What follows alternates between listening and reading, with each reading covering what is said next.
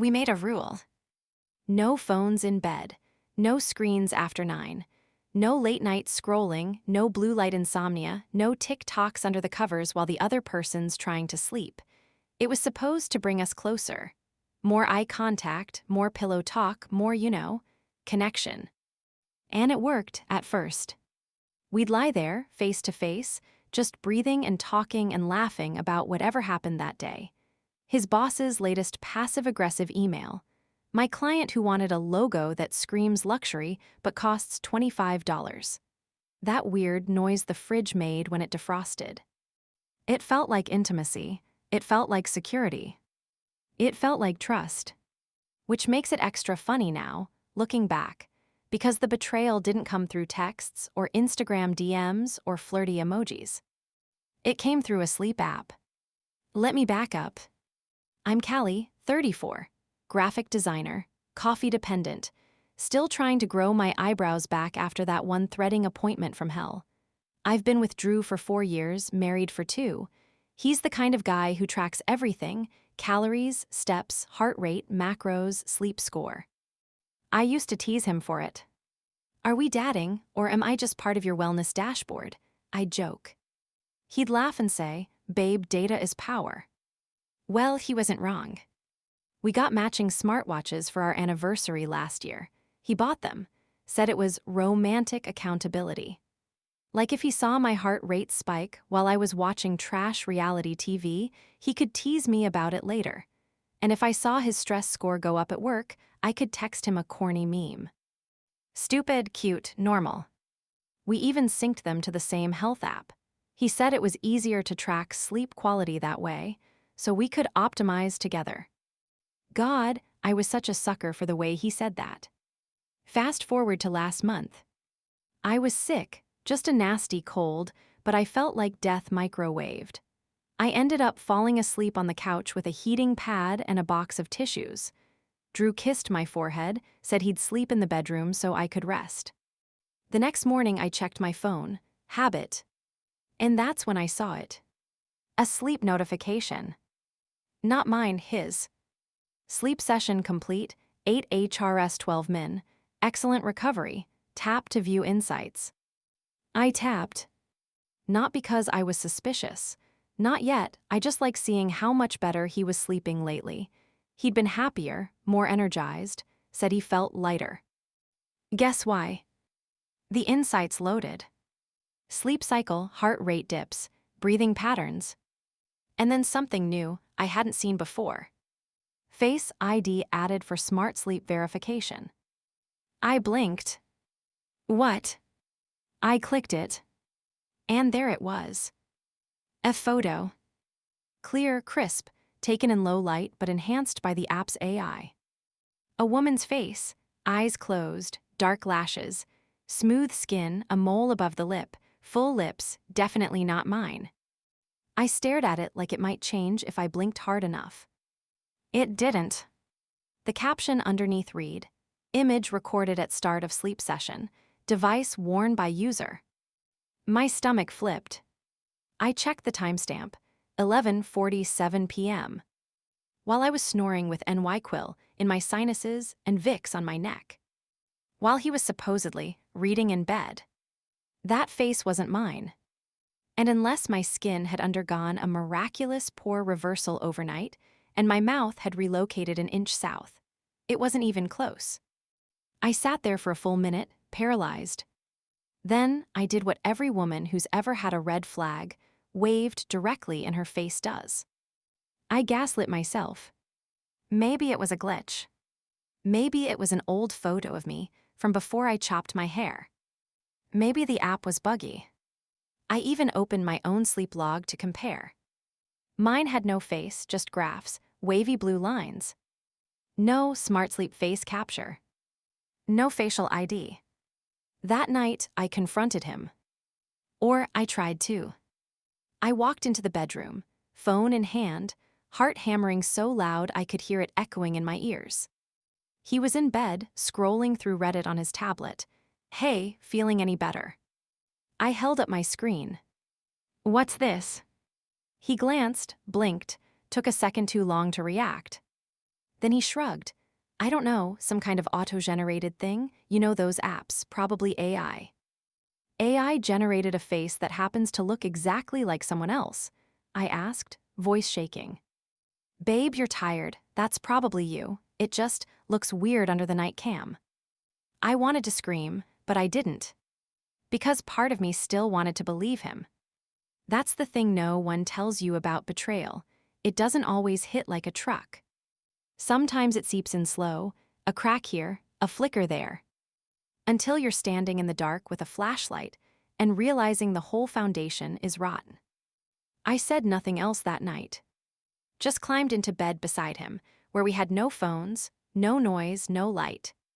And no trust left between us. The next morning, I tried to pretend everything was normal. I got up, made my sad little smoothie, watered the plants I always forget exist, and smiled like I hadn't seen the ghost of another woman's face in my husband's sleep data. But my fingers were shaking on the coffee mug. Because my brain wouldn't let it go. The photo, the timestamp, the tone of his voice when he said, "It's probably you." Spoiler, it wasn't me. So I started digging. At first, I told myself it was just to calm my nerves, to rule it out. But honestly, I was looking for a confession the way someone looks for car keys when they already know they're not in the damn house. I opened the app again and clicked into his sleep history. And that's when I noticed something off. Too consistent. Every night, almost identical hours. Perfect scores, high HRV, deep sleep. Like suspiciously healthy sleep for someone who gets up to pee twice and can't sleep when it's hot. And here's the thing that really hit me. While I was sick on the couch, his tracker logged deep sleep between 11:41 p.m. and 7:06 a.m. But he left the apartment around 10 p.m. to grab cough drops. He didn't come back until after sunrise. And his sleep tracker said he slept like a baby, at home. That's when the second crack split open. I opened Find My Device. Technically, we hadn't disabled location tracking. We just never checked it. Another one of those we trust each other things. Cute. Except now it told a different story. His phone hadn't been home that night. It had pinged from an apartment building across town. Address unfamiliar. But Google Maps showed a second-floor studio, small balcony, plants. Nothing screamed mistress, but nothing screamed cough drops either. I took a screenshot, then another, then a third. And then I noticed something new. The Wellness History tab, buried under the Fitness apps menu. It logged everything, movement, heart rate, even estimated physical activity. And this is where I knew I wasn't crazy. Because on the same night, I was sweating through NY quill sheets and thinking my marriage was safe. His heart rate spiked 3 times. From a resting 56 BPM to 122, then 137, then 144. You know what kind of activity causes that spike? Late at night, in someone else's bed. Spoiler again, it's not yoga. I confronted him that evening, sat him down, showed him the app. Didn't even speak. Just stared. He stared back. Then, finally, he exhaled and gave me the dumbest lie I have ever heard in my life. I sometimes lend my watch to Kyle. I blinked. Kyle. My coworker, he likes the model, says it helps him sleep. I figured it wouldn't mess with my data if I wasn't using it that night.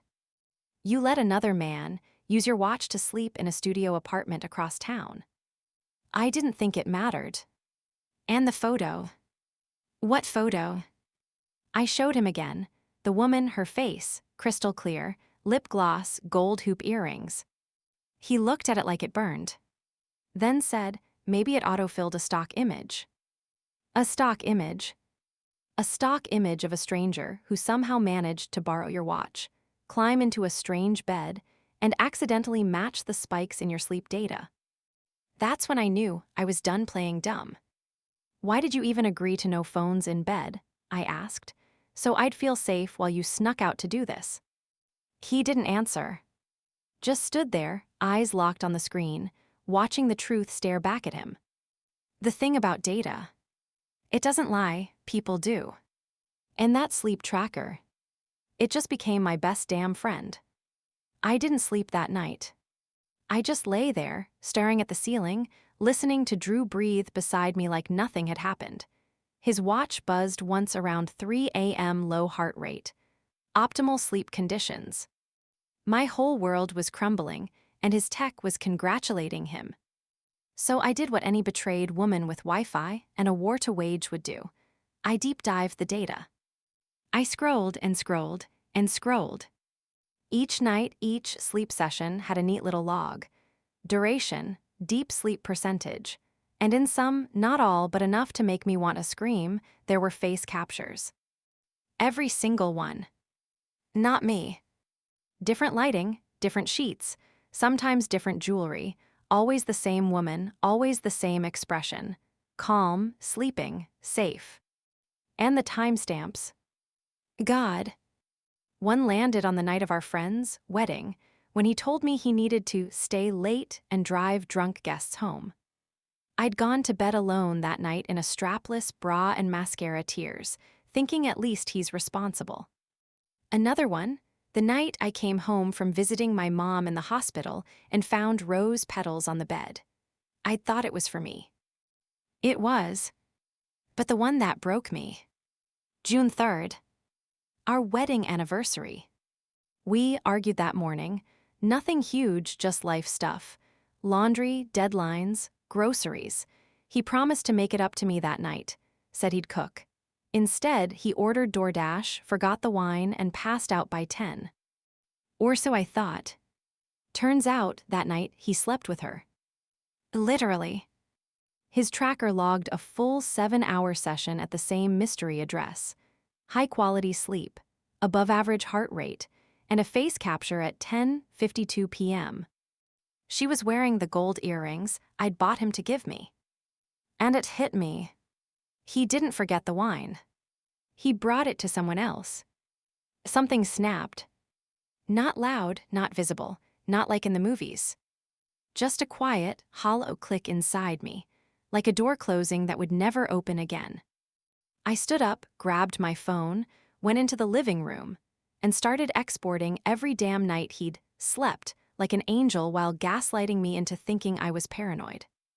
36 sessions. 23 with face captures. At least 10 overlapping with dates I knew we were supposed to be together. And still, I felt the urge to blame myself. Maybe I'd been cold, distracted, too focused on work, not sexy enough, not soft enough. But then I looked at those images again. How calm she looked. How peaceful. Like she had no idea he was betraying someone else just to be there. Like I had once looked. And just like that, the shame lifted. I wasn't the villain in this story. I was just the one who finally checked the logs. The next morning, I made coffee, let him sit across from me at the table. He smiled, complimented my robe, made a joke about sleeping like a log. I said nothing. Just slid my phone across the table with the gallery open, labeled, "Sleep with her. Lie to me." He went pale. Scrolled tap, tap, tap. And then he said the worst thing he could have said. I didn't know it saved those. Not "I'm sorry." Not "it's not what you think." Not "how did you find this?" Just technical panic. Like the betrayal wasn't the problem, the evidence was. I stood, walked around the table, picked up my phone. Then I whispered in his ear. "You should have turned off tracking, genius, but I'm so glad you didn't."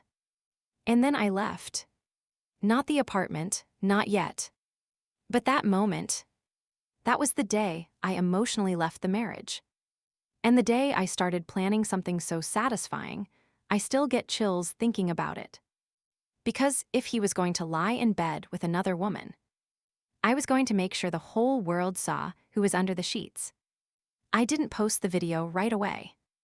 At first, I just made the folder, titled it "Sleep with Him, Get Logged." I uploaded all the face captures, the data charts, the overlapping timestamps, and even a little voiceover draft I recorded at 2 a.m. when my rage was louder than my shame. Ever wonder what betrayal looks like at 3:12 a.m.? I whispered into the mic. Let me show you. It was raw, shaky, but honest. Still, I hesitated. Because when you're in a long-term relationship, even when someone shatters you, your first instinct is to protect them. Or at least, protect the version of you that loved them. And Drew knew that. He knew it too well. Because the moment he realized I wasn't yelling, just quiet, he got scared. Callie, he said, leaning in while I folded Zoe's laundry, I know I messed up. But come on, don't ruin both of us over this. Both of us, I blinked. You cheated, I noticed. He sighed, that sigh, the one men use when they want you to feel irrational. It's not like I was emotionally involved. It was physical. You've been distant, we haven't. I put my hand up.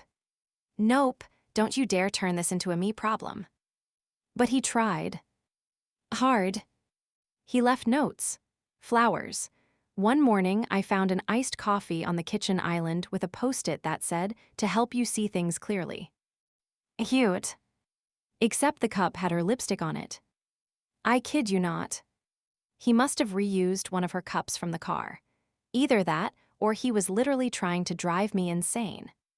Then came the real gaslighting. You know, if you post something online, it could affect your career.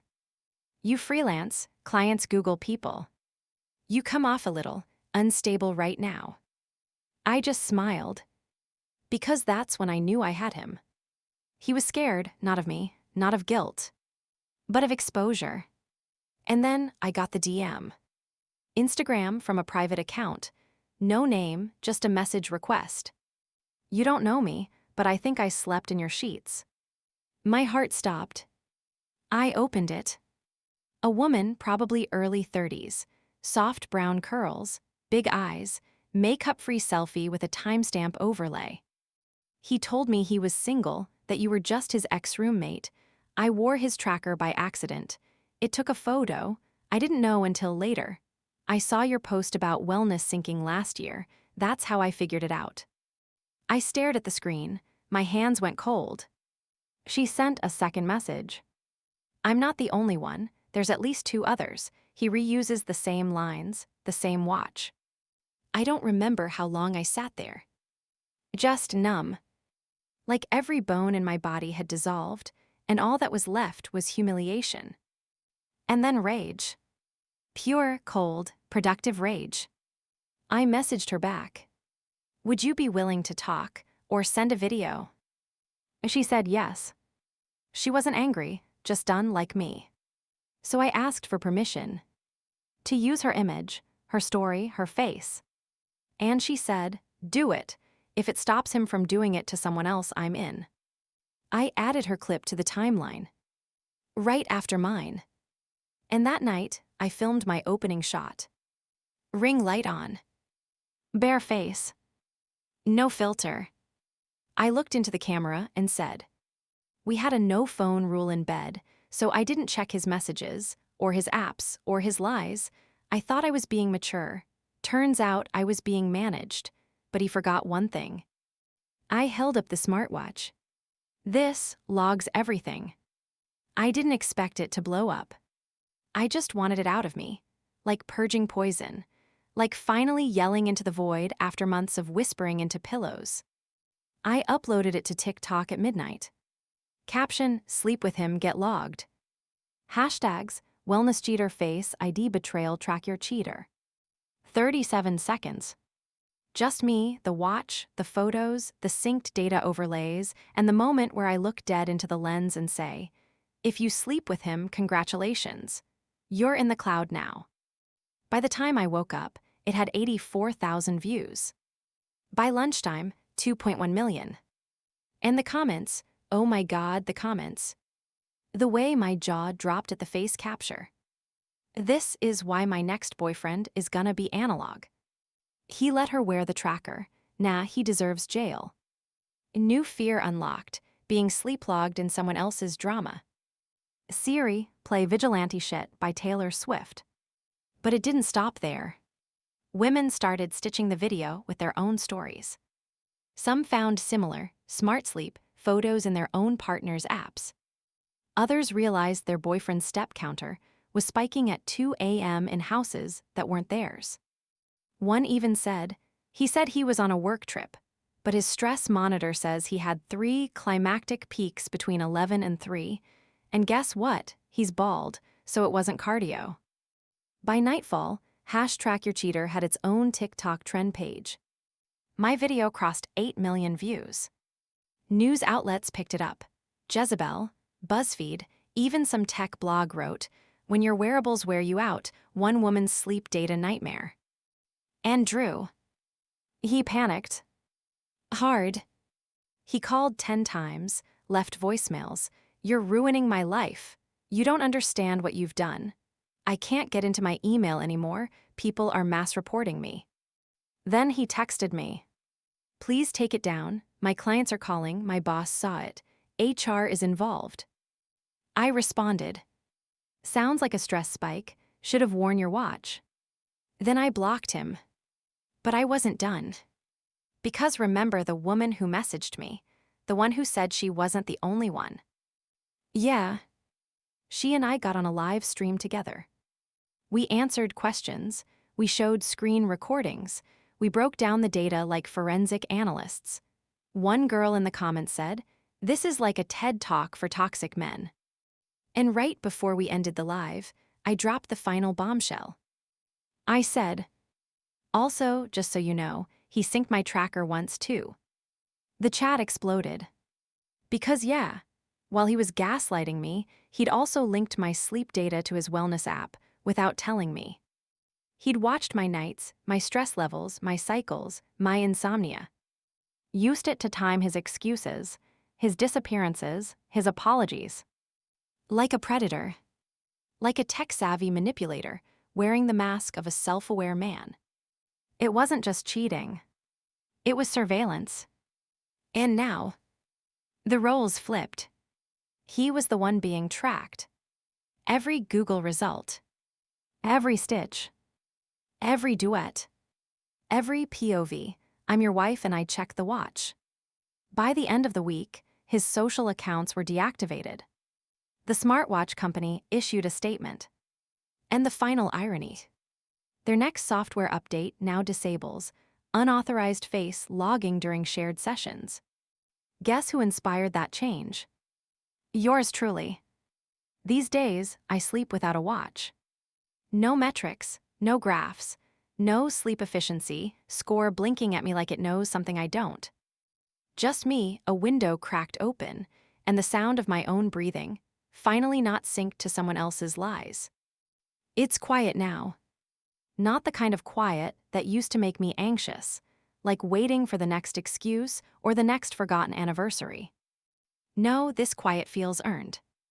Like my nervous system finally got the memo that it can stop clenching.